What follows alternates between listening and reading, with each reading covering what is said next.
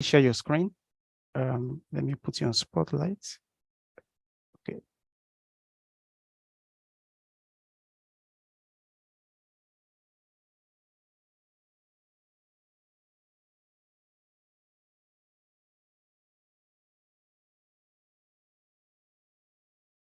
Sir, you may kindly share your screen. We're waiting for your opening remarks. Yeah, that's the Shama opening remarks, sir. That's Engineer Kwekola Dipo.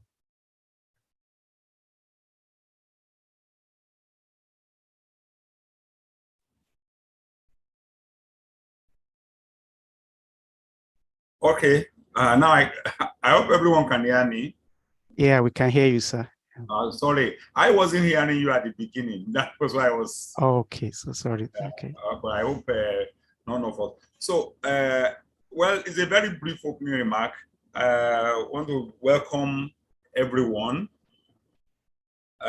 Prof, I think the special guest of honor, the guest of honor, all the lecturers, colleagues. I want to welcome every one of us to this very laudable event, because one has been held and then we are all here for the second edition. I'm so happy that our profs and all the invited guests have taken out time today to honor this particular event. And I know it's going to be a very interactive one that will be beneficial to every one of us. And I'm very sure that the objectives of this particular forum will be achieved as we make more progress, especially for those coming behind us. And it's going to be a very good place to network. I'm seeing some faces I've not seen in more than 20 years and more. So I'm so happy that we are all here, and I hope that as we make progress, this number of participants will increase to over 100. So thank you very much to all of us that have put this together. And I welcome you all, particularly the special guest of honor, Professor Dule, all the lecturers. I encourage everyone that we should please participate and make sure that it's a very lively one. And the topic that has been chosen is something that is ongoing in the world as well. So once again, I welcome every one of us, and we are looking forward to a very great session. Thank you very much. Okay, thank you so much, sir. Okay, thank you so much, sir. And next in the agenda is for the special guest of honor. Before I introduce him, I will quickly just, okay, all right, okay. I'll be calling on the 12th Vice Chancellor of the University of Ibadan, that's Professor Eberidu Olayinka. And you could see I have some pictures here to show that he's a friend of the department. These pictures are around 2017. Yes, 2017, if I'm right, 2016-17. And I'm happy to inform you that once again that he was the 12th Vice Chancellor of the university and a professor of applied geophysics, and also with over 33 years of experience. And I was just looking at a memo he wrote earlier today. That was his vision for UI. That was an administration for excellence agenda for an accelerated development for UI. That was what he would do in 5 years, 2015 to 2020. And I could say UI was indeed the first and the best during this tenure as a Vice Chancellor. So join me to welcome Professor Eberidu Olayinka. So you may kindly share your screen so that we can, yeah, thank you so much, sir. Yeah, okay. Thank you, the moderator. First, I'd like to thank the leadership of the Department of Industrial and Production Engineering for inviting me to be part of this alumni lecture series. I thank you for that picture. I can't even remember that particular event. That was quite some time now. So I commend both departments and the alumni of that department for always trying as much as possible to showcase the achievements of the department. And of course, the department is not just an abstract concept in terms of the achievements of the alumni. Not so much, I mean, they left the university maybe 5 years ago, 20 years ago, or even 40 years ago, as the case may be. But in terms of the current set of students, I'm sure these programs we are putting together will go a long way to inspire the current set of students. And you never know, some students too in secondary school may join and think that if I read industrial or production engineering at the University of Ibadan, I can also make a success of my life. So we cannot thank you enough for giving of your time, your talents, and your treasure to your former departments, and by extension, the University of Ibadan, which is our common heritage. And I also thank, for this particular evening, I thank the lecturer, Engineer Adetola Adegorioye, who is going to talk to us on some aspects of energy transition. I think it's obvious for us that to us, of us as Nigerians, that we don't generate or we don't transmit, or at least the important thing is that we don't distribute enough. I mean, whether for the households or factories and the rest of them. And you observe that many industrial concerns, they fold up, whether it's tire manufacturing or whatever, because it affects their cost of production.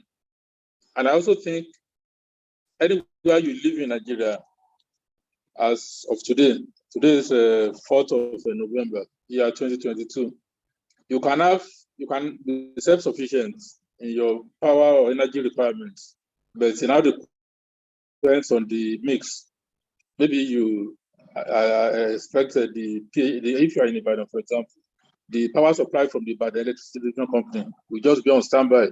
Yeah, you power your generators. You can also, people are also now using renewable sources, whether it's solar or whatever, just to complement. And in terms of energy in this context, we think in terms of both the quantity, which is the one that stares us in the face, to say that, well, every now and then that we have incessant power outages.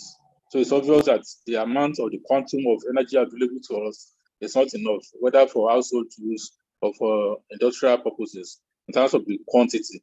But we also know the quality. It can also be a problem. People talk of green energy, better energy, and all that. And I think even for us as a country, because people will also say, why are you even concerned about the quality when you don't even have enough quantity? It is people in the north, I mean, Europe, America, that can be concerned about the quality. Our own is that we don't even have enough in terms of the quantity.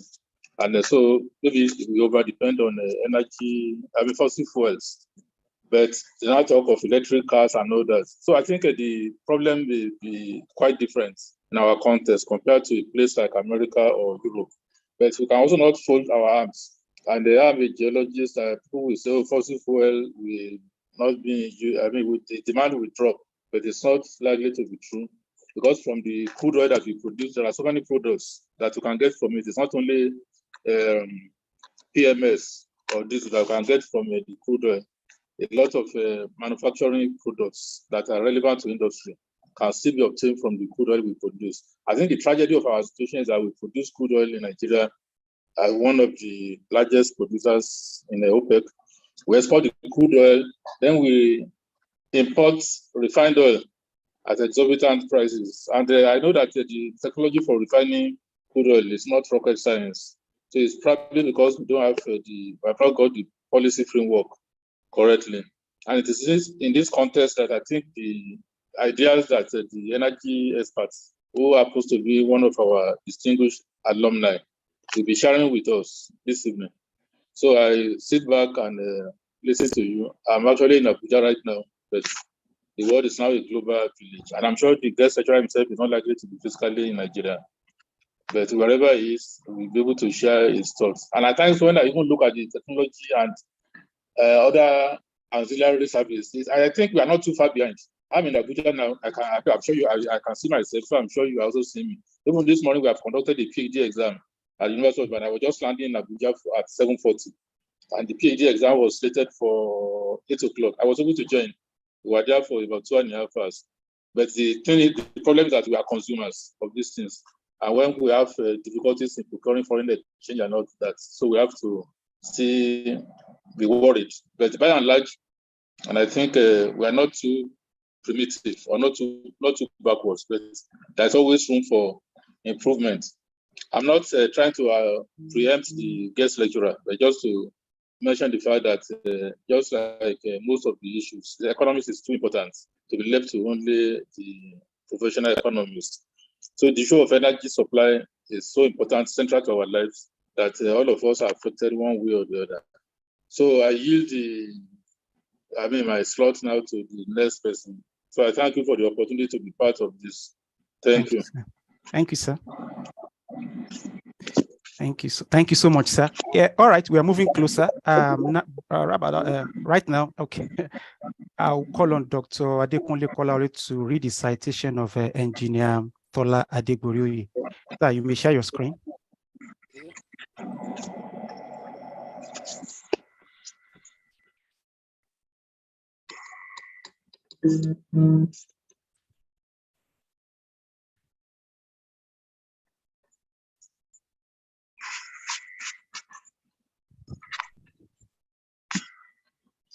Thank you. I'm glad to share the citation of my colleague, Engineer Tola Adegbori. I hope you are standing up where you are as I read your citation. Okay. Engineer Adetola Adegbori graduated from the Department of Industrial and Production Engineering in 1992 with BSc degree in Industrial Engineering and second class upper. During our earlier days, we awarded BSc Industrial Engineering. Production was not there at that time.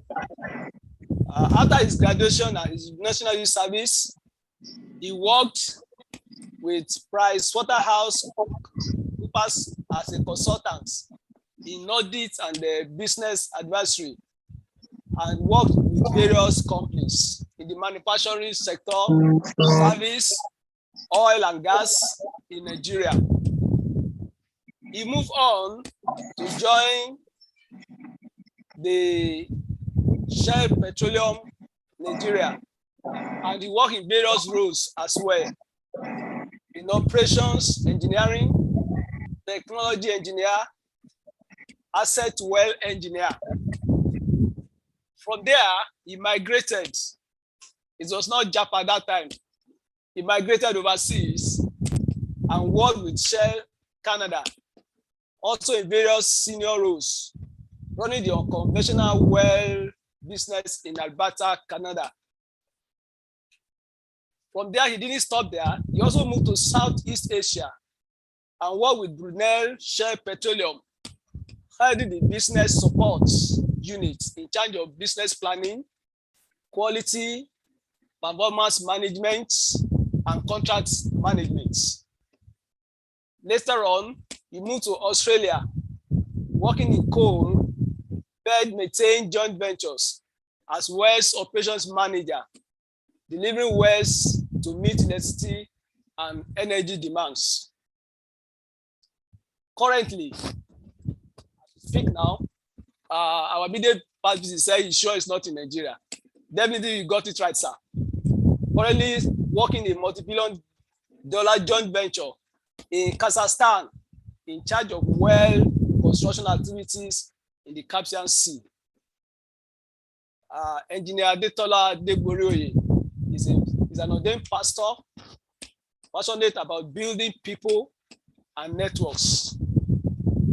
He's not only a professional, he's also into some other things. He's an active footballer. And I remembered in our undergraduate days, he played for the faculty In fact, one of the players said he broke his leg, if you remember. And I remember the dean of the faculty, Professor Bamiro, had to assist him in taking out his hospital bill. And during this time, he also played for IPEAA. The first time IPEAA won the Dean's Cup with one of our colleagues, Kagbe Akeola was the goalkeeper at that time. So he's an active, he played, and I'm sure he's still saying that he's still an active player up to now. Age is not even telling on him. That's good. So Engineer Adetola Adegbori is happily married with 3 adults. From the citation we have read, from his movement from one place to the other, I'm sure he has a well experience to share with us this evening. So I present to you my colleague, our classmates, Engineer Adetola Adegbori, a 1992 graduate of Industrial and Production Engineering. Thank you. Yeah, thank you so much, sir. Whilst engineer, you can still hold on and start your presentation right away, sir. Thank you. You may kindly share your screen and start. Yeah, thank you, sir.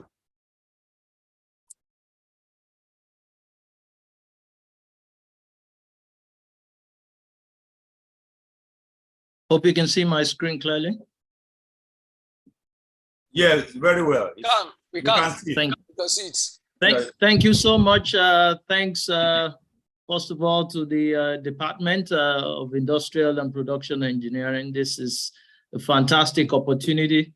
Thanks for giving me this opportunity to be a part of this great lecture series. All protocols observed. Thanks, Professor Olayinka, for that wonderful introduction.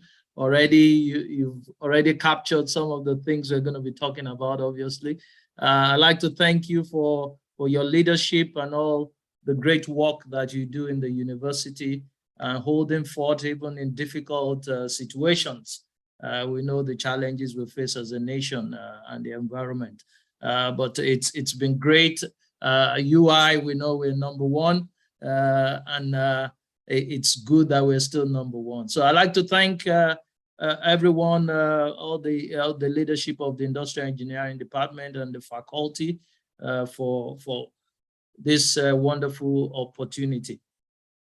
UI is a big part of my life. Obviously, I went to UI, left like 30 years ago, but even in my own family, my father was actually the first set in the 1948 set of UI. And at least 3 of my siblings, my mother also worked in UI for like 30 years. So UI is a big fabric of my life. So, and I was born in UCH. So, so really, I'm everything I breathe and live UI. So I'm really passionate about tonight. And so I'm really excited about this opportunity. I mean, diving into this topic tonight, thanks for everyone that's logged on. Energy transition, this is probably one of the biggest topics in the world today, in all circles that you go to, in the political circles, in the energy sector, in the financial sector, in the environment space, everywhere you go in the world. This is a huge topic, and it's not just huge. It's a topic that will change our lives. It's already changing lives, and it will change our life. And that's why tonight I titled it, it's a time to get involved. You know, it's a time to get involved. It's not something you can wish away because it's already happening. And tonight, what I almost call it Energy Transition 101 is to create, the objective is to create the awareness, is to create a basic understanding. I'm not speaking for any organization or anything. This is purely my opinion and from a technical point of view. So tonight, in terms of outline, we're going to talk about what is energy transition. We'll look at the case for change. Why do we need a transition? We look at the global energy mix and the key focus area. Professor Olayinka mentioned a few things already there. And then we start talking about the challenges and the dilemmas. There are a lot of challenges. This is not an easy thing to achieve. And then we look at the Nigerian Energy Transition Plan, just bring it home and look at use it as a little bit of a case study to see, and then we see who and how we should be involved, and then we make some conclusions. Then we invite a question and answer and some discussions around this. So I like to start with some quotes, and these quotes kind of encapsulate all the things I'm going to be talking about. And the first one is an African proverb. It's actually a Yoruba proverb. So I just translated it into English. I hope I did a good job. You know, it says, when the heavens are falling, it's not an issue of one person. You know, when they say the heavens is about to fall, it's not one person's concern. You know, it's issue that everybody needs to deal with. So that's very important because it encapsulates what we're going to be talking about. The other one is headed from a preacher, T.D. Jakes. I don't know if he's the original person who coined it. He said, if you are not in the room where decisions are being made, you'll be in the yard where consequences are being received. So if you know you're going to be receiving consequence, it just makes a lot of sense to be part of the discussion, part of the decision. And that's why tonight we cannot take a back seat again. We want to be part of the decisions because the consequences will be upon everyone. And the final one is from John F. Kennedy. He said, the time to repair the roof is not when the sun is shining. That's too late already. You know, you don't repair a roof when the sun is shining. You repair the roof, the time you repair the roof when the sun is shining, not when it's raining. You know, so we need to get involved on time.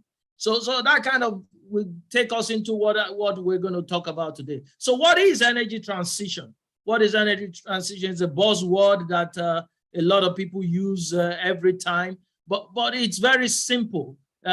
We're talking about, you know, energy is something that is part of our lives, every area of your life, from how you get to work, from your electricity, from your cooking, from everything you do involves energy. So when we start talking about energy transition, we're talking about a transformational switch from fossil fuels, and we're going to look at what that constitutes, into renewable or cleaner source of energy. And the focus will be around solar, wind. There's so many hydrogen, and other cleaner source of energy. So it's a movement shift from a fossil fuel into another source of energy. It's not killing one to take another, and you're going to see it involves just a major shift in the energy mix. You know, a major shift in the energy mix so that we have a sustainable and cleaner future for generations to come. And this is not new. Energy transition is not new. It's not a new phenomenon. In fact, human beings have been going through energy transition from the Stone Age. And I just give you a little picture. You know, right from the Stone Age, we've been using energy. We use a lot of wood. There's been a lot of human activity in terms of animal usage. You know, in engineering, we use energy as horsepower, as a unit, you know, and that's how energy was created in those days. We use horses, you know, for transportation, to move things. We use camels, we use different things. So biomass has been historically for centuries the energy of choice. But when you get to from the 16th century, coal became prominent. Up to like the 19th century, then coal replaced biomass as the predominant source of energy because it was in abundance and it was cheap. And by the time we get to the early 20th century, coal was providing 90% of the energy that we needed in the world. So that was an energy transition at that time. And then we got into the 20th century, and then we discovered oil in abundance. And then oil began to take over from coal gradually. And up till today, oil is still number one. It's still the predominant source of energy. Oil supplies about 31% of the energy globally. Coal is still there. It's still a huge part of our energy mix. And then when you go further in by the mid-20th century, then we started working with gas. and gas becomes, because gas is a cleaner source of energy, even though it's still from fossil fuel. Today, gas takes about 24% of the global energy mix. And so you see that all through the years, all through the centuries, there's been energy transition happening. But when you look at this transition historically, they've been driven by cost and convenience. You know, you agree with me, it's easier to travel by car than to travel by horse. You know, it's more efficient, it's cheaper, and it's more convenient. So historically, all those transition has been driven by, you know, technology change, cheap, convenience. But this change now, we're not talking about moving from fossil fuel into renewables. We're talking about moving into solar, moving into wind, into hydrogen. It's not driven just by cost, it's driven mainly by sustainability. And we're going to see the case for change. You know, so the driver for the previous one is different from what we're dealing with today. What are we dealing with today? This is statistics. This is reality. You know, some people will tell you they don't believe in all this global thing, but this is reality. I mean, NASA has put satellites since the 1960s. We've been gathering accurate data, you know, even up till the last, but until the last 6 decades, that's when everybody, all scientists began to now align and agree to this picture I'm showing you.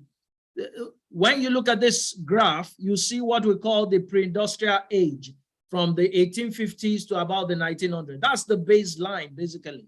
That's the baseline for temperature. And you can see through those centuries or decades, temperature has remained flat.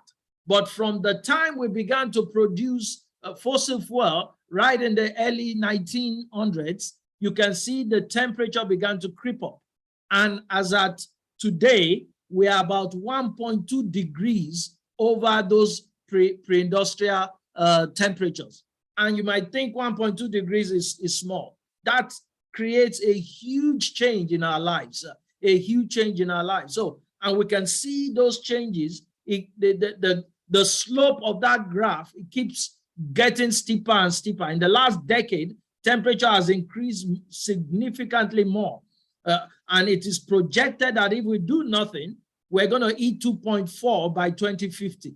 And that will be almost catastrophic. And what is the effect really? I mean, we see it around us every day. Our climate is changing. This is scientific data, it's there. And we can see it around us, even though people don't believe it. Floods everywhere now. I mean, Nigeria in the last few weeks, we know what's happening. Some people will say it's because a dam was released or something, but it's all over the world. It's not just in Nigeria.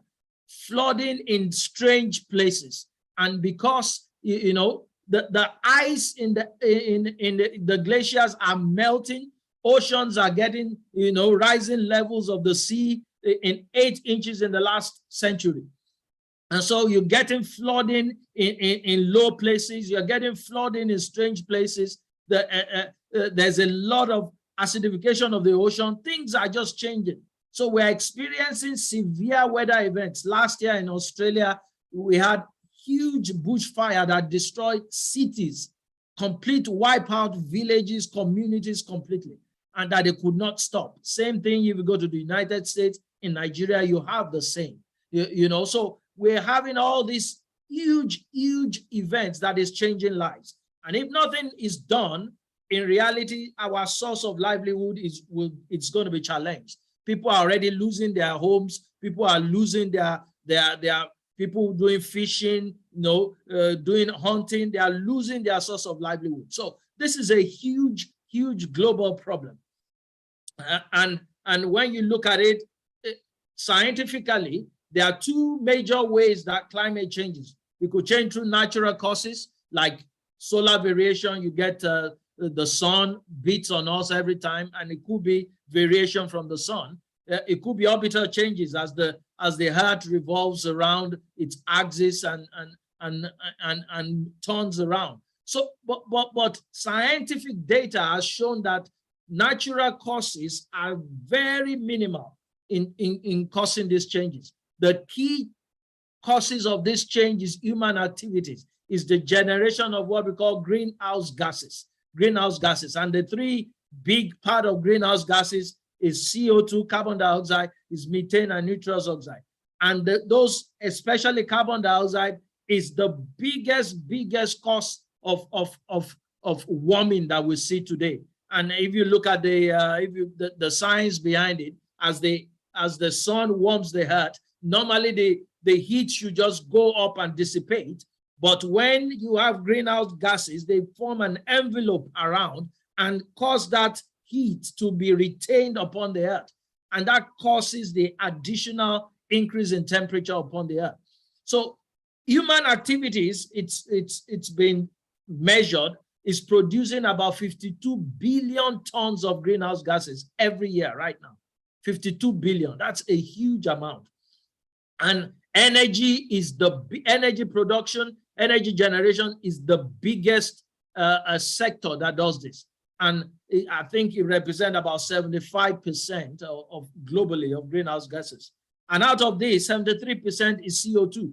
Is CO2 emissions of greenhouse gases. Methane is 19% and nitrous is 5%. So, and that's why the focus has been around decarbonization, has been around going carbon neutral, going net zero. And we're going to get into that a little bit. So to keep temperatures, below 2 degrees or below 1.5, which is the target, we need to achieve net zero now. We need to achieve, that every CO2 that is released through energy production, we have a way of, reclaiming that back or sucking more, whether through different methods.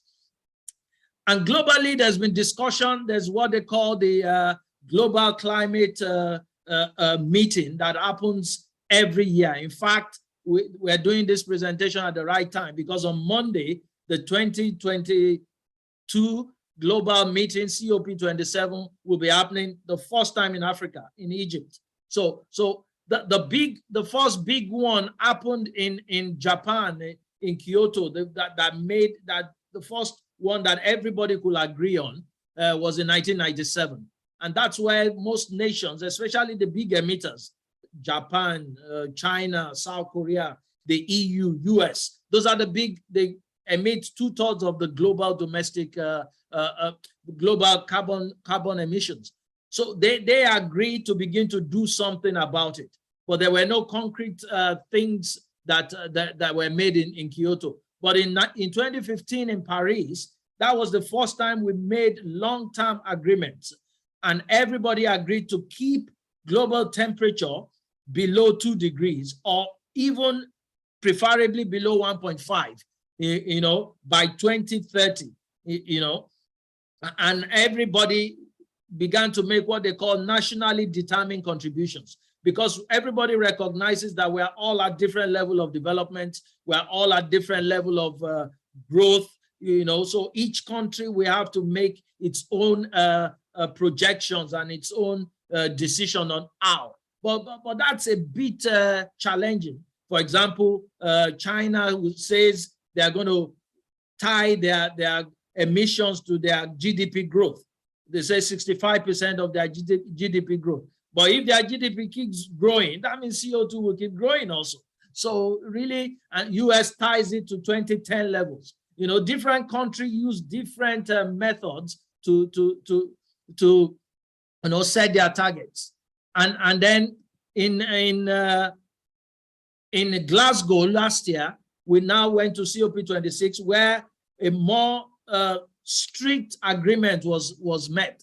Everybody now agreed that it's not 2 degrees, it's now going to be 1.5. We need not only to get to 1.5, but we need stretch targets to be able to get there. So there has to be an acceleration of phasing out coal. We have to curtail deforestation. We have to switch to electric vehicles as quickly as possible. And we have to encourage huge investment in renewables, and then communities that have been affected, they need to come up with different strategies around their ecosystem. And the other big one is around financing. This is going to impact the finances of every nation. And we need most of the developing nations are promising in Paris to mobilize $100 billion. That has not happened, you know. And so there was an encouragement for all the financial institutions globally to start working with nations on how can we provide finances. So this is big. And on Monday in Egypt, the conversation will continue. So that's the big case for change. So this picture, this is from McKinsey, just shows you the different scenarios. There are different scenarios when it comes to the energy transition. The current trajectory we're going, like I said, nothing is done, we get to 2.4. But if we get to some acceleration, further acceleration, we can get to 1.9. If we achieve even the commitments that are made today, we only get to 1.7, which is still not where we want to be. For us to get to 1.5 degrees, which is where we want to be, there has to be more aggressive targets, and everybody needs to get involved. And I'm excited that we're having this conversation today. Now let's look at the global energy mix. You know, I think Professor mentioned it. We are not going to stop producing fossil fuel now. There's no, it's impossible to stop, you know, because the world needs energy and we don't have enough. And if you look at the graph on the right, it talks about a correlation between the rate of development and energy usage, which makes perfect sense. The more developed a country is, the more energy you use. And so when you look at, for example, the whole of Africa, apart from South Africa, almost the whole of Africa is way underdeveloped. And we're in that journey, we're developing, which means we're going to be using more and more and more energy. You know, we're going to need much, much more energy. And even the developed countries are also growing. Population is growing, prosperity is growing globally. So the demand for energy is projected to reach 660 quadrillion BTU by 2050. And that's even a mid case. There's another high case that is even way more than that. That's about 20% growth over 2019 figures. There's another projection that says it's going to grow by 50%. So we're going to need more energy. So the fear that some people have, or that they are trying to stop us from producing, no, that's not the case. We are going to need much more energy. The challenge is, what kind of energy mix are we going to get? So when you look at previously, this is a chart showing you from 1980 to 2050. Fossil fuel, that's coal, gas, and oil, makes up, even today, around 80% of our energy mix, 80%. And what we're saying when we talk about energy transition is that by 2050, we want to get that down. We want that shift to be towards renewables. And when you look at the projections, if we begin to actualize all the plans that are in place, by 2050, it's expected that fossil fuel will drop to about 43 to 50%, depending on the scenario you're using.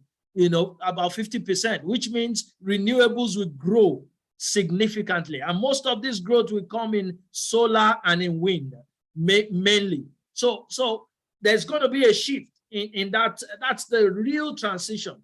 From now, you're going to begin to see different, you know, energy mix every year as we proceed. This is another scenario. This is a more aggressive scenario and a high case, that by 2050, the expectation is that 62% of the global energy mix will be in renewables, which solar and wind will take almost 90% of that. You know, so fossil fuel will drop down to 31%. You can see, even though the global energy is growing, the mix will shift towards renewables. So those additional capacities will be created in the renewable space. So that's the real target, you know. So let's look at the key focus area. I mean, there are many focus areas: industrial use, residential, but the big two key focus areas that generates most of these emissions is in power generation and transportation, and electricity generation and transportation. If you look at the world today, most of the electricity in the world is still dominantly supplied by coal plants. Coal is still the biggest electricity generator in the world today, you know, and CO2 emissions from the electricity sector is about 40% of the global emissions. So that's huge, you know. And so the challenge is, how do we begin to move away to generate electricity from something else? Hydro right now is the biggest one when it comes to low carbon solutions. You know, like in Nigeria, I think we use more hydro. It contributes about 16% of the global energy mix, you know, but hydro has its own challenges because it depends on how your river is. There are damming issues around, can you even dam the river? So there are a lot of challenges around hydro. So the focus mainly now is on solar and wind, you know, and you can see in the last few decades, electricity generation by solar has improved on a factor of 500 over the last decade. So the growth is growing, However, globally, solar is still less than 4%. So there's still a lot of scope around this area. So when it comes to electricity generation, and people talk about nuclear. Nuclear is not considered to be a renewable, even though it's a low carbon solution. It's not renewable because nuclear, we know the challenge of nuclear, the residue of the radioactive waste is very tricky. And if you don't have highly competent, highly structured way of dealing with it, it could be complete catastrophic. So nuclear will not grow. I mean, it supplies about 10% of the global electricity, and it's not projected to grow. So the growth will be in solar and in wind. Wind also today supplies about around 7% of global electricity. And these are the things that, I mean, you look at Africa, I mean, we have abundant of sunshine, abundant of wind everywhere. There are challenges with all this technology in terms of farm take, land take, and all those stuff. So it comes with its own challenge. But those are the big areas. When it comes to electricity generation, this is the projection. This is a McKinsey projection that says the target in the next 15 years is to grow the electricity sector through wind and solar, and to expect that by 2050 they will constitute 86% of the global power supply. That's a huge target, huge target that we need to achieve. So those projections are there, and this is why we need to be in that conversation. When you look at the breakdown of most of this, most of it is in China, is in Europe, is in North America. So we need to begin to consider the continent of Africa, for example. When it comes to transportation contributes about 22% of greenhouse gases globally, you know, and that's why the shift now at COP26 is to move towards electric vehicles. You know, right now, electric vehicles only constitute 1% of the global car stock. However, in terms of sales, it's been increasing every year. Like this year, 2022, is projected that 12% of global sales will be electric vehicles. And that's a 63% increase from last year. And when you look at that, this projection, it shows the expectation is by 2027, 37% of global sales will be electric cars. And a lot of countries are even more aggressive. And we'll get to that, you know, when we get to the dilemma. So this is a big shift. I mean, think about it.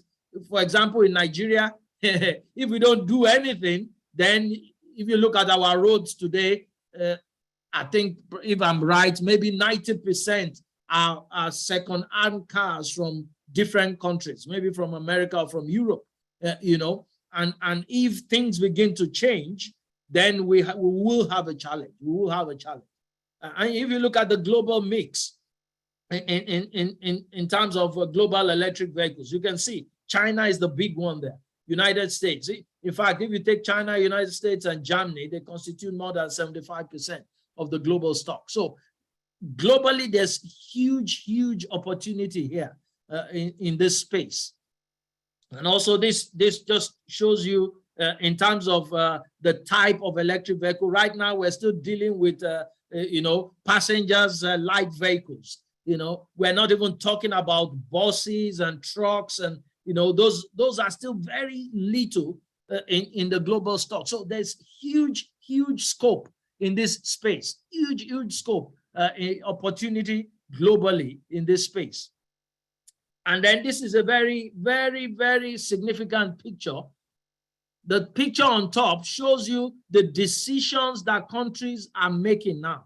So right now, Norway is saying by 2025, we will stop producing internal combustion engine cars. And you can see most nations are already doing this. They are setting targets, most of them 2035, 2040, they will stop producing cars. And like I said, if, for example, in Africa, Nigeria, for example, there are no car production apart from Innoson. We depend solely on cars coming from Europe or from North America. If that flow stops, we're going to have a catastrophe, because in the next decade, then we're going to have junks on our road because there'll be no spare parts, there'll be nothing to fix those cars. And after a while, when the whole of Europe turns to electric vehicle and we are not ready, what are we going to be bringing to our nation? We don't have the power ready. Right now we generate less than 5,000 megawatts. We don't have charging stations and all those things. So that's why the conversation needs to start now. We cannot stay aloof. When countries are making changes, those changes will eventually affect our lives if we do nothing. So this is the time to start putting things in place, to start being in that conversation of how are we going to invest in this space. It is estimated that, in terms of transportation globally, in fact, let's talk about the investment needed right now, not just in transportation. It is estimated that investment in energy will need to be around 92 to 173 trillion in the next 30 years for us to achieve anything significant. That's a huge amount of money, which means annually we need to keep doubling the investment. And the investment today is about 1.7 trillion every year. That means we need to get like 3 to 5 trillion on an average over the next 30 years. That's a lot of money, a lot of investment. So in 2021, there was the record. We set a new record of 755 billion, just invested in energy transition. And you can see that the transition is already happening. By 2021 was the first time that renewable spending beat spending on fossil fuel. In 2022, for example, it's projected that 494 billion will be spent on renewable projects, wind and solar mainly, and only 446 billion will be spent in the upstream in oil and gas sector, which means the shift has already started. The shift the train has left the station already. You can see where the money is flowing, and this is why we need to be in the conversation. This money will be flowing to institutions, will be flowing to the industry, will be flowing to universities globally. Investment in battery storage alone has doubled continuously. 20 billion is being spent this year. I know people, for example, in university in Australia, China is putting a lot of money into the university there to professors, PhD students to study battery life, battery storage, because this is huge. So there are a lot of money being pumped to universities, to industries, to do research, to do studies. So the investment is there. And that's why we must be prepped to receive most of these big numbers we're talking about. The future growth will be driven by renewables, obviously. And it's projected that the investment in oil and gas will just keep dropping, and it will drop to around 36% by 2035. And that extra investment will be taken up by renewables. So there's a huge capital spend, capital shift. I love this picture. This is just showing you APEAA, which is Asia Pacific. If you look at 2015, the spending on fossil fuel more than double the spending on renewables. But if you come down to 2022, it's already shifted. So the transition is already happened. So there's more investment now in the renewable space than in E&P. So really, we cannot just stick with our E&P. We have to be in this conversation. Let's now talk a bit about the challenges and the dilemma. And this is what I call where the rubber meets the road. These are the challenges. I'll just show you a few internet clips or paper clips. You know, this is EU has banned gasoline and diesel cars by 2035. Like I said, California has banned by 2035. You know, this one shows all the countries that ban, internal combustion cars. But again, another dilemma, the war in Ukraine happened. Germany to restart its coal-fired plant. Europe is reopening all their coal plants. You know, despite climate commitments, Europe is going back to coal. Is that the right thing? Some people are saying, wow, these people are hypocrites. But that's not true. That's not true. This is where the dilemma comes in.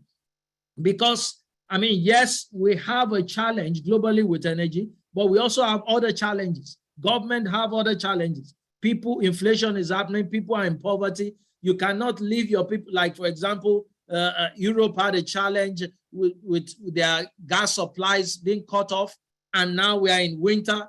People are going to die.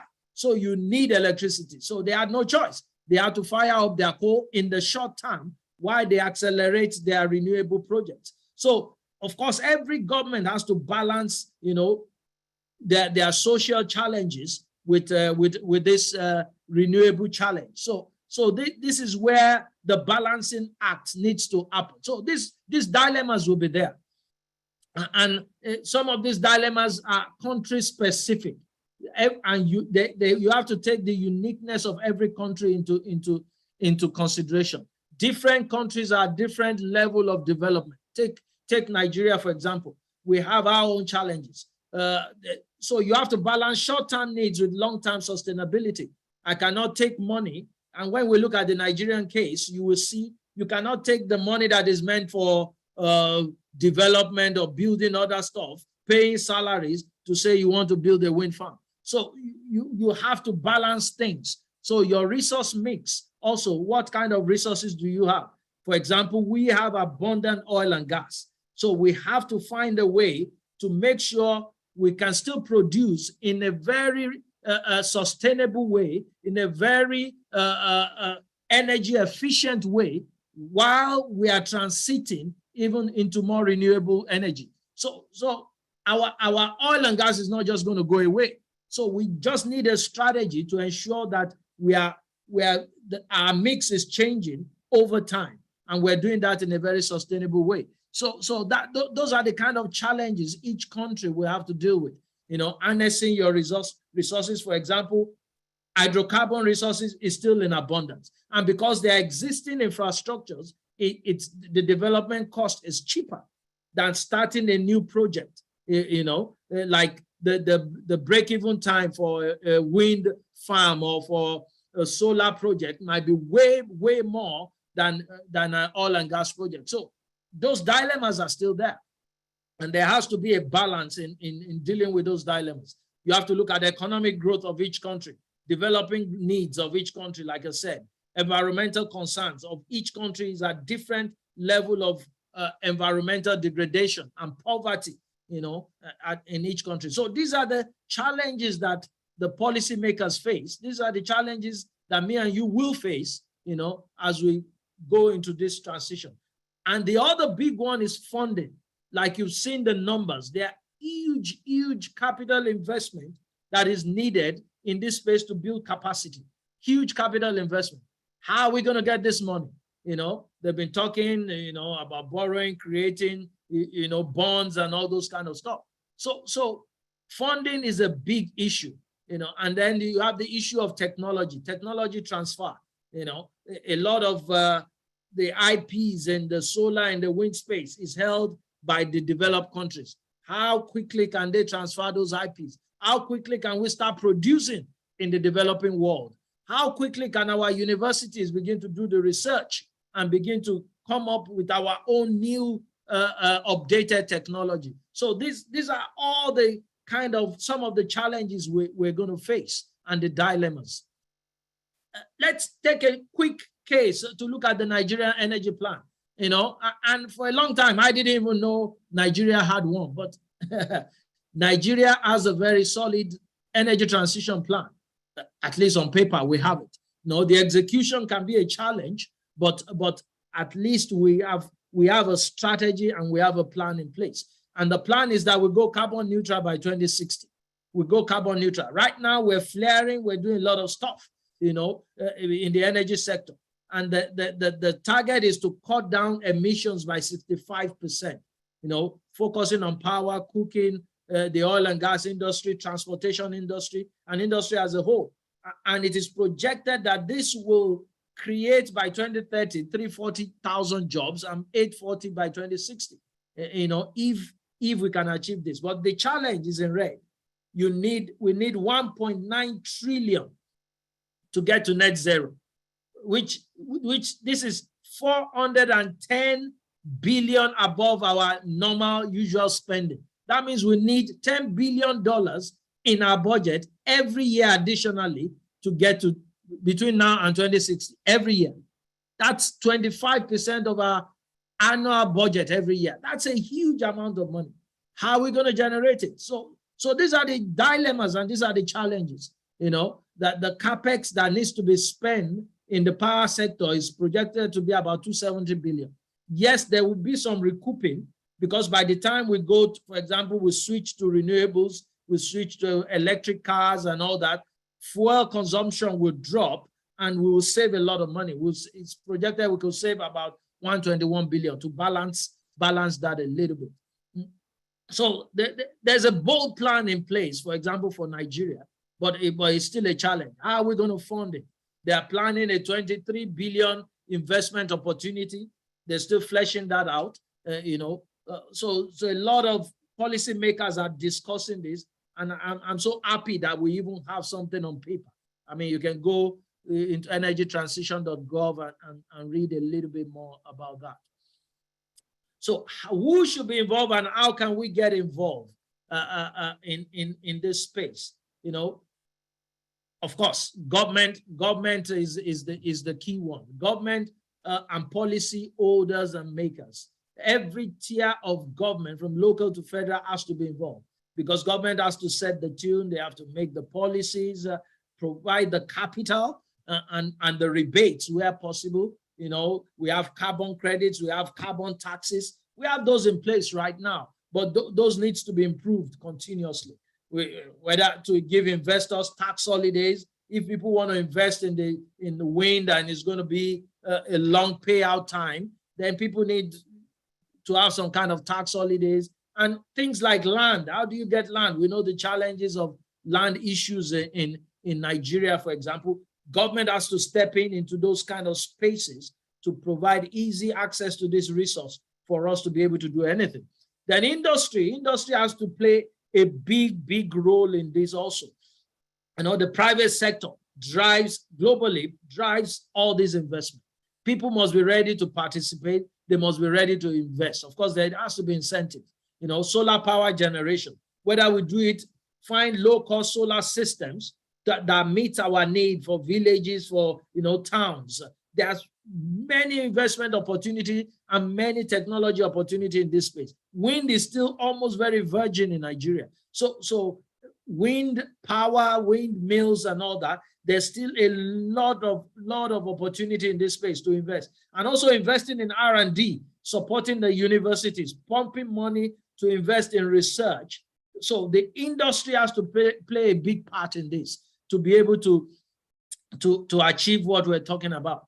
The academia has to play a big part. And I'm so happy we're talking in the academic space right now. Our curriculum needs to be updated to reflect the changing energy dynamics. You know, when we were in school, we studied a lot of stuff around mechanics of machines and all that. Those things are still valid, but then we need to update them to reflect the kind of things we're doing today with cleaner energy and the cleaner kinds of machines that we use today. You know, in industrial engineering, for example, we do a lot of manufacturing science. I love material science in those days, facility design, all the materials for solar, materials for wind. We need to start teaching this subject so that when students come out of uni, they are already well equipped, they are already well informed to participate in industry. So the university plays a huge role in this space, creating opportunity for research, creating seats for cleaner energy seats. Of course, it needs to be endowed, needs to be funded, but we need to prepare to be ready to take up those challenges. Like I said, if you go globally now, I mean, I was in Australia for a long time. The research that is being done in the unis on clean energy is mind-boggling. And I mean, that's where all the money goes. And this is how we can attract funds, even for the universities. Then we need to partner with industry, obviously. And of course, by the time we have our dossier ready, we can partner with industry on those key focus areas. You know, we can form things like energy clubs, where we can have brainstorming sessions and conversations around this subject, you know. And then as a whole, as a society, we just need to, the society has to participate, of course. We need to improve our awareness. I love this, you know, with a lot of people calling in. We need to improve our awareness in terms of and our knowledge in this space. It's very important. And then we need to start taking baby steps. You know, it's not until we have $1 billion that we can participate. Simple things like carpooling, you know, recycle and reusing things, you know, those little baby steps, you can begin to participate and you can begin to, you know, do your own part, you know, limit food waste. You know, I know that's a challenge, you know, people are still struggling to eat, but there's still a lot of food wastages, you know, globally, even in Nigeria, because there are no preservations and all those kind of stuff, you know. So we just need to begin to participate, intervene when we can, and, you know, bring up challenges and create challenges around this this great topic. I think in conclusion, my purpose today is just to trigger something in you and to whip up that you know, knowledge in you to stir up something. Global energy transition is already happening. It's happening. But it's not new. It's not new. We've already been doing this over the centuries, and it's driven purely today by environmental and sustainability concerns. And so we need to preserve our environment for the future generation. We need to prepare our cities for the future generations. Execution of it is a challenge, and it's going to involve huge capital. It's going to involve huge investment and commitments right from all the facets of government and society, you know. And our curriculum, like I said earlier on, academically, I think we play a big part. Universities, high schools, colleges, school of techs would play a big part in this space because they will look at us in terms of research. So we need to do a lot of updating in key focus areas to ensure we become relevant in this space. If all the money is going there, we need to participate because that's where the funding will go towards. And finally, I want to say everyone has a part to play, no matter how small, no matter how minute, even just making your, you know, intervening, asking the right questions. Everyone has a part to play in this space. So that's my last slide. I like to invite questions and answers and contributions, and I believe you've learned a little bit more. You've added a little bit to your knowledge on this topic, and I believe you've enjoyed this lecture. Thank you. Thanks for allowing me to contribute to this great topic. Thank you so much. Thank you so much, sir. Can we, as a team, use our reaction to give our lecturer a round of applause? The reaction tools are there. You can use that to say thank you so much. This is awesome. Yeah, thank you so much. Thank you so much, sir. Before the Q&A session, I want the chairman to give his reaction about this lecture. That's Engineer Oladipo. Can you give us as a chairman of this? Okay, thank you, sir. Yeah. All right. Good evening again to all of us, or good morning wherever we may be. Engineer Adiguri, we must really commend you for stirring up a lot of things in us. I'm sure some of us might have just learned, might have heard of this topic. Some of us might have just maybe read a few things. But your presentation today, I'm sure, would have brought out a lot of things in a lot of people that are in this room right now. And I'm sure by the time this goes on YouTube, a lot of reactions will start. You have really done justice to the topic. And I'm sure looking at what is going on, energy transition, like you said, is really, really on the front burner in terms of government, in terms of academia, in terms of the institution. You have really dealt with it from all available angles. And I must really commend you. This is very awesome. Thank you so much for taking the time out.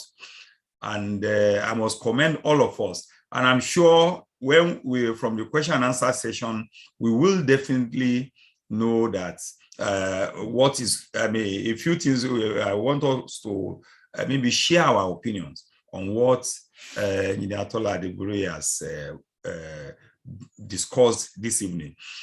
And I'm sure people will now begin to think a lot. This topic, I've had the opportunity to attend a few maybe workshops or talks or online. So I have an idea of what is going on. And like you said, we are all involved in this. Just like one general wrote in his book saying, because I am involved. This one, nobody can sit at the back. Nobody can can be at the back any longer, because it's affecting all of us, right from what is going on in the government, right from the investments, right everywhere in all phases of life. It's going to affect all of us worldwide. So thank you so much for discussing this and bringing it out. And I'm sure we have all benefited more than what we thought at the beginning of this presentation. Thank you very much. Thank you. I want to enjoin all of us to please, let's react to and ask questions, because this is the best time that we can, an expert has delivered the topic and all of us are here. So let's have a very fruitful discussion.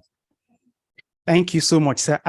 Sir, I think you can see a question from Professor Olule. Yes.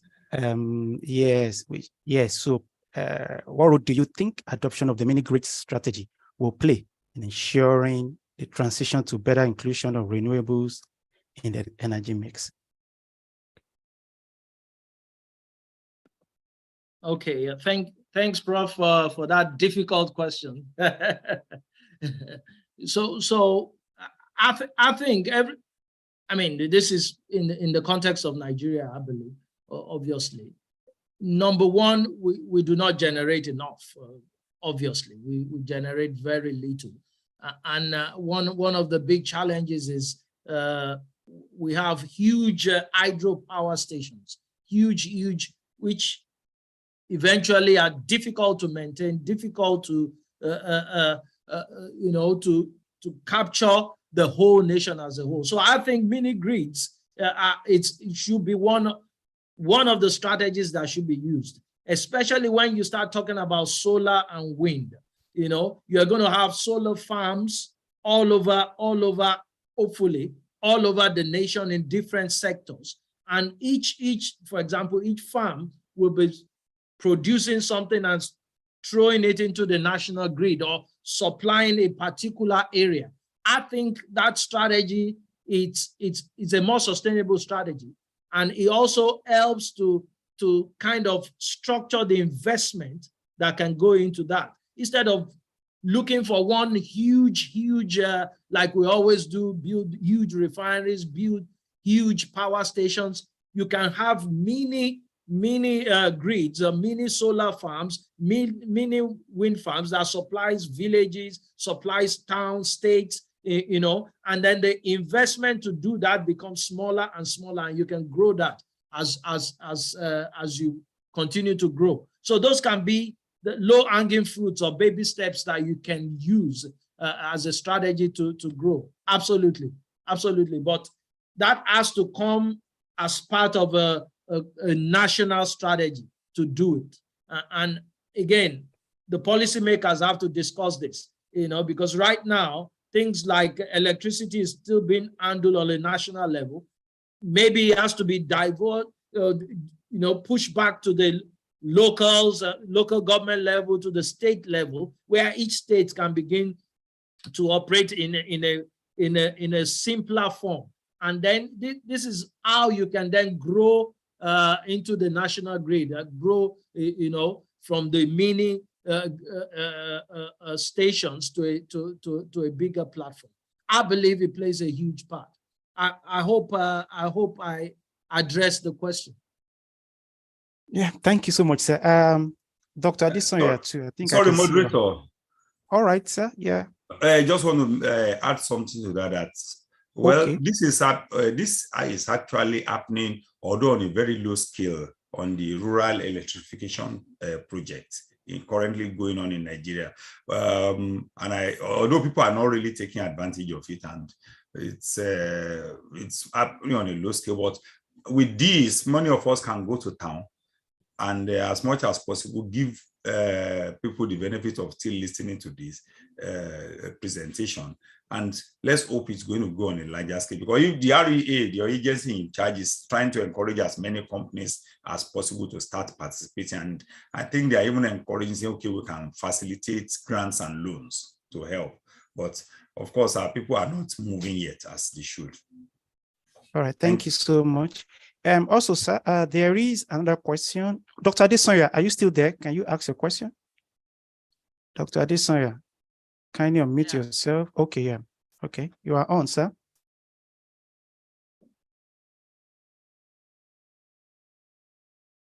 Hello? Can you, yeah, we can hear you, sir. Can go ahead. Oh, okay, yeah. Yeah, thank you, sir, for allowing me to contribute to this. I want to first of all express my delight in this topic. This is I think this we can't overflog, you know, this discussion. First of all, let me introduce myself. My name is Dr. Adewale Adesanya, an alumnus of Industrial Engineering Department. And then I'm currently based in the United States, and I'm the CEO of Haven Energy Consulting, working with the state of New York on energy transition. And the state is working towards net zero emission by 2050, and to have 100% renewable electricity by 2040 and 70% by 2030. So this is huge. I am really glad on the breadth and depth of this topic, how you started, and you know, touching on very, very key points. And so mine is not a question, but is a comment, you know, just to add to some of the things, very salient point that you've raised. First of all, speaking on transition, I think one of the things that, you know, transition is driven, which has to do with efficiency, the global antecedent in that transition, which has to do with efficiency, also has to do with productivity, which industrial engineering, you know, I remember our slogan, which is something for higher productivity, engineering for higher productivity, if I am not messing that up. And I think that is one of the very key things. So, all right, so quickly to some of my points. My points are based on the role. Number one, for those that are working in the oil and gas, one of the key roles that they need to start taking, to plug in, is green hydrogen, the role of green hydrogen, research and development in green hydrogen. You've touched on electric vehicle, by the grace of God, I use electric vehicle here in the United States. And then I know that there are some challenges right now, even with the electric vehicle charging station and all of that. We will need to be leveraging on all of this learning curve across this transition.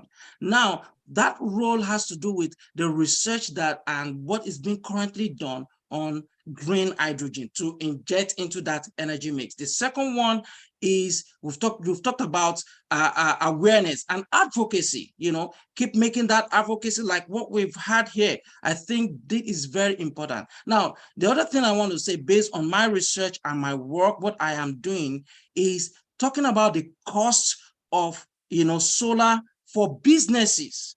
Now, I've done, apart from what I've been doing for the United States, I've done some things for Nigeria, and I've done a lot of business analysis for commercial businesses. And you could expect an ROI of up to 90%. In some other instances and scenario, up to 110% with the use of hybrid solar and diesel, including a battery or excluding a battery, depending on the scenario that you're looking at. This is very critical. We're talking about poverty in the land. We're talking about issues with power supply. We're talking about a lot of things. And I think the earlier, the better we'll leapfrog and begin to take that action, the better for us. We've talked about the problem that we have, that Nigeria is a consuming country. We don't produce. Now, all of these nations, I'm glad you mentioned Norway and all of that. Currently, Norway has over almost 25% of its stock, transportation stock, fleet, stock, current stock that is EV, electric vehicle. And then you have the battery electric vehicle, you have hydrogen fuel cells. Now, all of these are going to be coming into place, and then where's the position of Nigeria? And I think industrial engineering department needs to start. This is an issue of productivity. It increases the socio-economic advancement. It helps, it facilitates advancement of the socio-economy. And then we have everything that we need. We've talked about the New York, California, and all of that. They have seasons. In New York right now, we are in the fall. Very soon we'll be in the winter. And then it's going to, and states like these are considering 100% renewable electricity. There's a lot of ban on gas. There's a lot of ban on all of this. There are policies that are going on, and this is what we cannot lag behind. We have the resources. All right, so I'm so sorry, but I am just excited and happy to, you know, to see that we are leading this discussion, and I'll be happy to. I know there's no time, but it's nice to be part of this. And thank you so much for this presentation and, you know, leading this discussion today. Thank you, Dr. Adesanya, for your comments. To our lecturer, I think there are several questions here, but I think since you say it's a hot topic, as you said, and everybody's excited. I have my own question too. So one of our, from Professor Lado, a question is, one of our ongoing PhD students in the Department of Industrial and Production Engineering is working on pump hydro solar power system. So how relevant is this in the energy transition discourse? Pump hydro solar. Well, I'm not an expert in that. I'm not sure what the mix is, but solar. I mean, like Engineer Adesanya was saying, in Nigeria we have sunshine almost 365 days in a year. You know, so I don't know what the mix, what the PhD student is trying to achieve. Maybe you can throw more light on that. I'm not sure. Just hold on, Dr. Adesanya is trying to, but I will ask another question. There are questions here. Another one says, can we take a look at power generation in the area of care slot generation from domestic waste, that is anaerobic digestion to produce power? I hope I'm. Yeah, I mean, so So when it comes to renewables, there are a lot of other strategies. Engineer Adesanya mentioned hydrogen. Hydrogen is huge. There's geothermal. There's geothermal. There's a lot of hybrid solutions in terms of even biomass, like you say, that are being used right now. But when you look at it globally, some of these are, for example, hydrogen and geothermal, they have their own complexities. So most of these have their own complexity, and the ability to scale that on a large scale becomes very challenging and costly also. And that's why the focus, and that's why I limited the focus to wind and solar, because that's if you look at the graph I showed, in the next 30, 50 years, wind and solar will constitute 80 to 90% of renewables. The others will still be there. There'll be a lot of hybrid solutions, biomass hybrid solution, geothermal hybrid solution. Hydrogen will come big, but it's challenging also from a technology point of view and from a cost point of view. So yes, all the other renewable play a big role, but again, this is where research and technology has to improve in that space. We spend a lot of decades on solar and wind, and those technologies are becoming cheaper and cheaper and cheaper, and that's why the adoption rate now is quick, and it's going to the adoption slope is quick now. It's very fast. Thank you, sir. And then the Engineer Ladapo Muideen, can you ask your question before I will take the last one? Engineer Ladapo Muideen, are you with us? Hello. Okay. Yeah, please. Yeah, you can ask your question. Okay. Good evening, sir, and to every other person listening. I'm happy to join this informative program. I'm the chief energizing officer of Green Coast Solutions. We are into renewable energy, and we've deployed 3 mini grids in Niger Delta, which is a hybrid of diesel, then battery and solar alone, powering over 2,500 households and businesses in Niger Delta. So my question is about the hydrogen. So presently we are championing hydrogen deployment in Nigeria. But based on our research and investigation, we say that hydrogen is not cost effective for us in Nigeria. Now, is there a way that we can make it more economical for us, because we have the resources to generate this hydrogen, and it's cheaper generating here than in Europe or in America.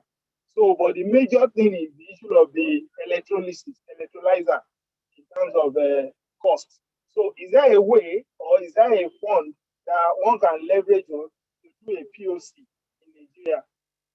Thank you, sir. Thank you so much. Like I said, it's not only in Nigeria that hydrogen is a challenge. I mean, in my company, there's a lot of focus on hydrogen right now. But like I said earlier on, it's the technology. The technology is there, but production and scaling it is costly. It's still a bit complex and costly. And whether it's in Nigeria or elsewhere, it's still, there are other cheaper solutions than hydrogen right now. And for me, this is just my personal opinion. I think if you look at the capex needed to go into renewables, which is huge, we have to focus on the low-cost solutions, which are also available to us. Like I said, we have sunshine in Nigeria. For me, Nigeria should be a solar country. We have sunshine in Nigeria. Wind is even a bit more challenging, but we still have wind and solar.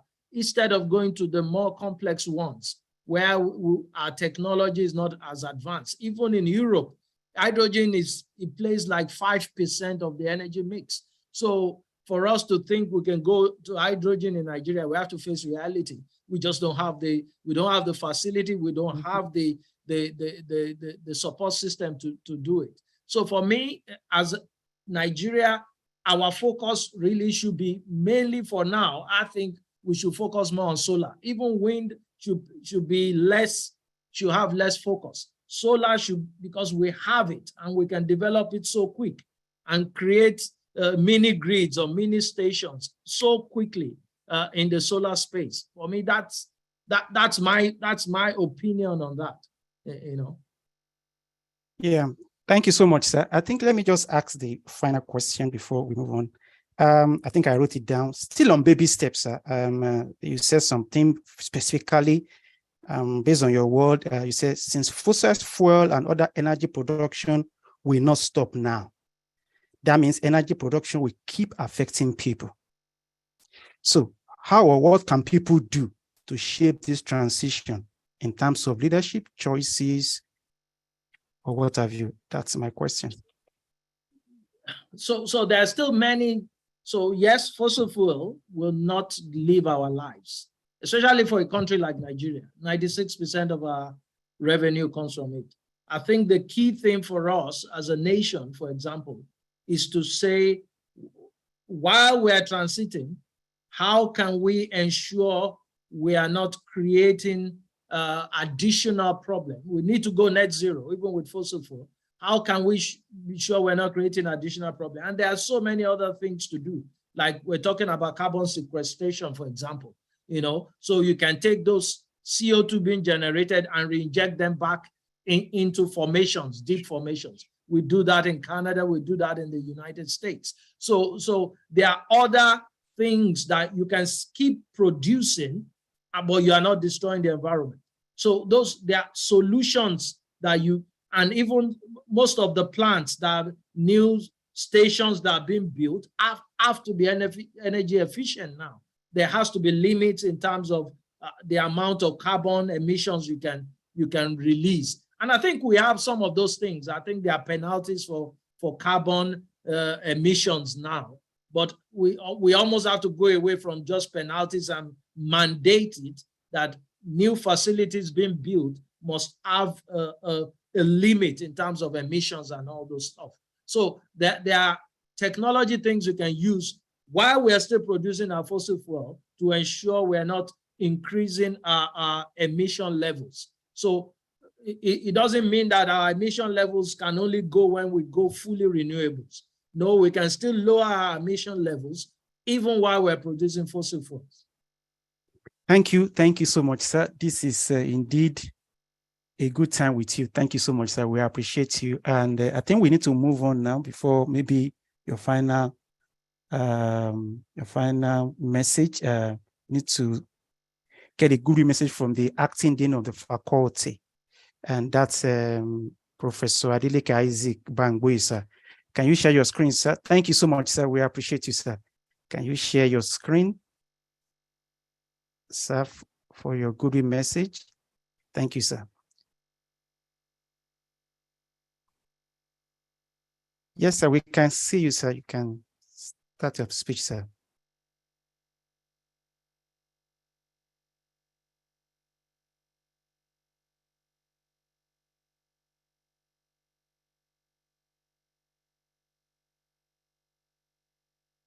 So can you unmute? Can you unmute yourself? Okay, all right. Can you unmute yourself, sir? Okay, oh, so we can hear you, sir. I want to appreciate our lecturer today for a well-delivered lecture.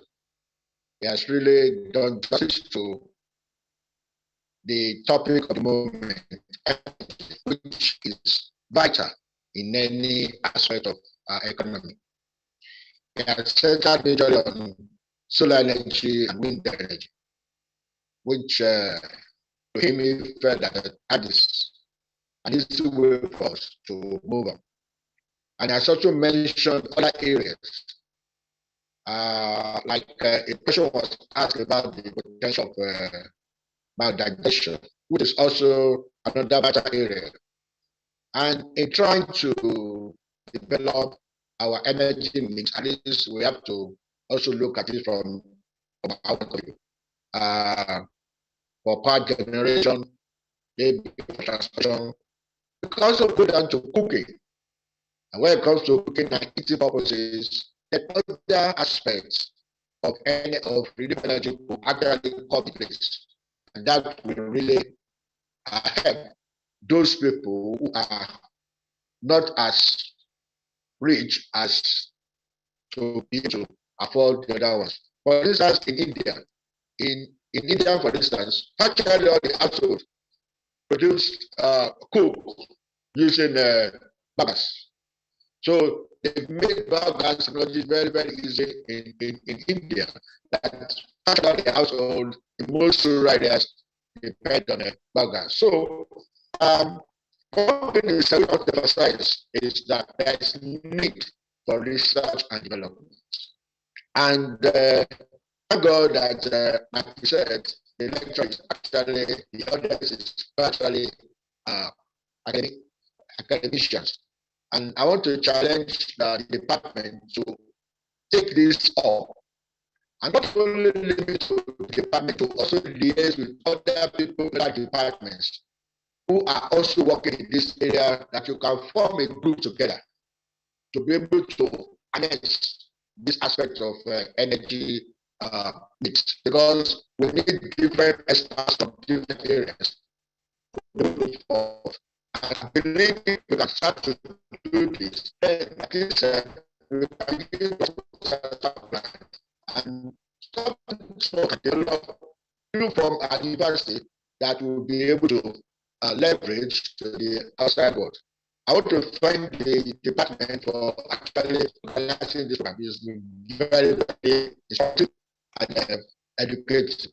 I want to thank everyone who has been able to partake in this and to make it a success. I must say that I'm really blessed because I've learned few things from what I said. I believe move forward. Said, advocacy is important because the Nigeria factor was important.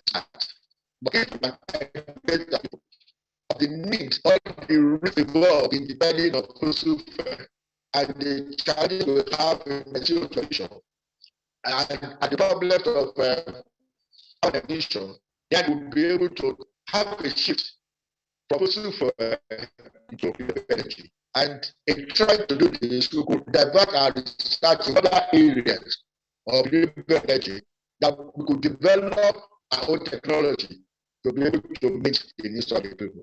Once again, I want to thank everybody for attending this lecture.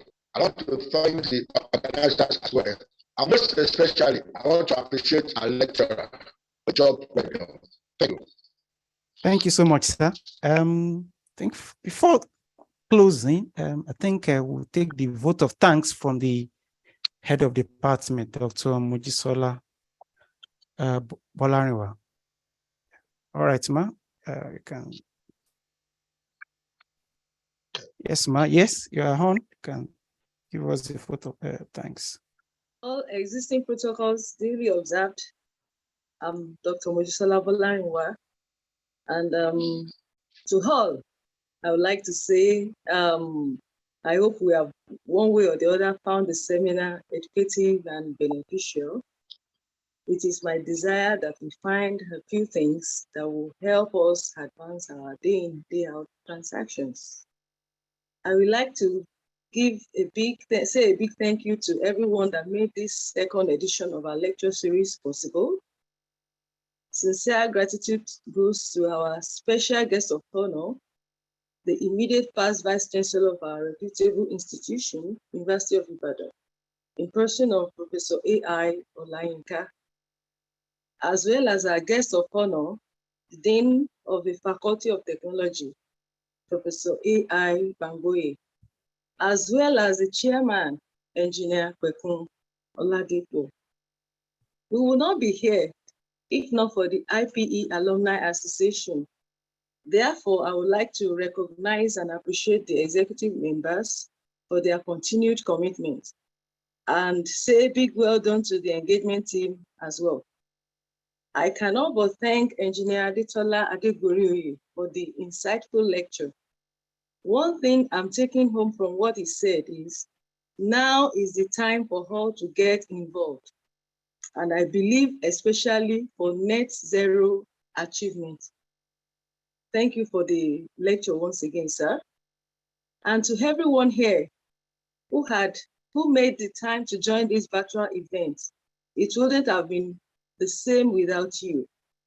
Today's lecture has enabled us to achieve multiple aims, which include spotlighting the bright minds of our Alumni Association, bringing people together from different walks of life, and sharing knowledge and opportunities.